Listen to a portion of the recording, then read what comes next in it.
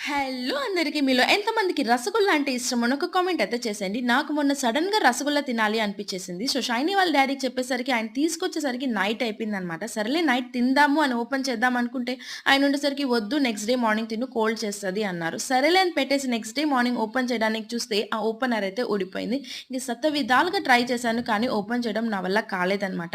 ఎలా అయిపోయిందంటే నా పరిస్థితి చేతిలో ఇష్టమైనది ఉండి కూడా తినలేని పరిస్థితిలో ఉండి ఇంకా అలానే పెట్టి ఉంచేసాను. ఇంకా ఆయనొచ్చి ఓపెన్ చేయాలి అని. ఇంకా ఆయన ఆఫీస్ నుంచి వచ్చేసరికి నైట్ అయిపోయింది. ఇంకా ఆయనొచ్చి ఓపెన్ చేశారనమాట. ఇంక ఓపెన్ చేసిన వెంటనే ఇంకా తినాలి, తినాలి అనిపించిందనమాట. ఎందుకంటే వన్ డే కంప్లీట్‌గా దానికోసం వెయిట్ చేస్తున్న చేతిలో ఉండి కూడా. సరేలే ఒకటి తిని పక్కన పెట్టేద్దాం అనుకున్నా.